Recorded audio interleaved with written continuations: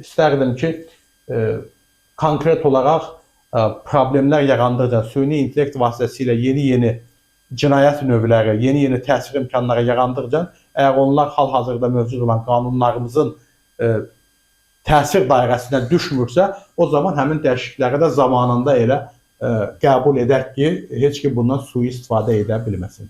Bu sosial şəbəkə, dezinformasiya və s. məsələlərdən danışmışkən son olaraq soruşmaq istəyirəm. Bu bizim söyüş blogerləri kimi tanıdığımız Azərbaycanda hətta Baş Prokurorluq tərəfindən qiyabi həbs belə, məhkəmələr tərəfindən qiyabi həbs belə olunmuş şəxslərdən söhbət gedir. Onlar son vaxtlar yaman aktivləşiblər, hətta xanımları belə dezinformasiya xarakterli məlumatlarla paylaşırlar və kifayət qədər iyrənc bir mənzərə yaradıblar bunlar. Onlarla necə mübarizə aparaq? Bilirsiniz, onlarla mübarizə əslində hal-hazırda necə aparıla bilər ki? Ancaq ictimai qınaq. Yəni vətəndaş olaraq. Bu ictimai qınaq da var. Çünki söyüş söymək yaxşı hal deyil. Ayrı-ayrı şəxsləri, qadınları, qızları, ailələri, ayrı-ayrı vəzifəli şəxsləri, dövlət başçısının ailəsini və s. bu cür hədəfə almaq yol verilməzdir. İnsanlar bunu bəyənmir və mən o şərhləri də oxuyuram, insanların yanaşmasını da görürəm, ayrı-ayrı müxtəlif böyük toplantılarda, ayrı-ayrı məclislərdə də oluram və görürəm ki, uşaqdan böyüyə kimi heç kim bu məsələləri bəyənmir və onlar çox ciddi şəkildə bu cür davranışları qınayırlar. Ümumiyyətlə vətəndaşlarımız, Azərbaycan xalqı buna qarşıdır. Azərbaycan xalqı daha mənəviyyata uyğun nələrsə oxumaq, görmək istəyir. Və indi sual olunur ki, bu sual hər zaman çıxır ki, niyə bəs vətəndaşlar o cür videolara baxırlar? Bəzən onların altında görür ki, məsələn 100 min adam baxıb, 50 min adam baxıb, 30 min adam baxıb. Onlar sual yaradır və bu məndə də sual yaradırdı əvvəllər. İndi görürəm ki, bəzi insanlar məsələn ona baxmaqla o demək deyil ki, o razılaşır onun dediyi ilə. Yox. Sadəcə informasiya almaq üçün ya baxır, ya sadəcə olaraq biraz baxır və qınayaraq tərk edir həmin kanalı, amma orada baxış kimi düşür. Amma ümumilikdə isə mən təbii ki, bu cür hərəkətləri şiddətlə qınayıram. Azərbaycan xalqı mədəni, kübar bir xalqdır. Azərbaycan xalqı zəfər qazanmış bir xalqdır.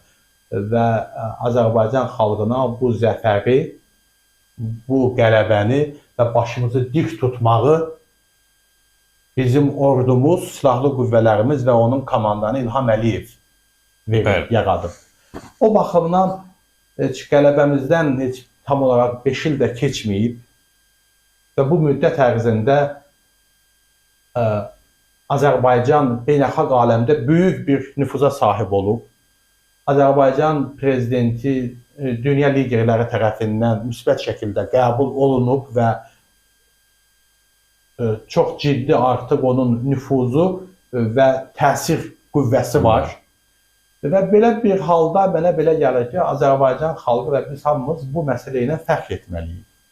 Kimliyindən asılı olmayaraq, mənim içimdə bir narazılıq ola bilər, ölkədə bir daxili bir siyasətlə bağlı, daxili bir problemlə bağlı, xaricdə yaşayanın hər hansı bir məsələ ilə bağlı narazılığı ola bilər, sizin bir narazılığınız ola bilər. Dünyanın hər yerində bu narazılıqlar var. Və bu narazılıqları sağlam şəkildə tənqid etmək olar. Doğru, dürüst dillə tənqid etmək olar. Sağlam şəkildə fikirlərini izhar etmək olar. Fikirlərini çatdıra bilərsən. Amma ayrı-ayrı şəxsləri çox pis bir şəkildə hədəfə almaq, söymək, onları təhqir etmək, ailə dəyərlərini ayaqlar altına alıb tapdalamaq, bütün bunlar yol verilməzdir. Və düşünürəm ki, bu cəmiyyətimizə pis mesajlar ötürür. Azərbaycan cəmiyyətini parçalayır, Azərbaycan cəmiyyətini tirələrə bölür. Mən müxtəlif şəkildə onlara psixoloji cəhətdən pis təsir edir. Mən bunu yol verilməz hesab edirəm. Azərbaycan dövlətini qorumalıyıq. Bu dövlət hamımızındır. Azərbaycan xalqı hamımızın xalqımızdır. Bu torpaq hamımızın torpağıdır. Ordu hamımızın ordumuzdur.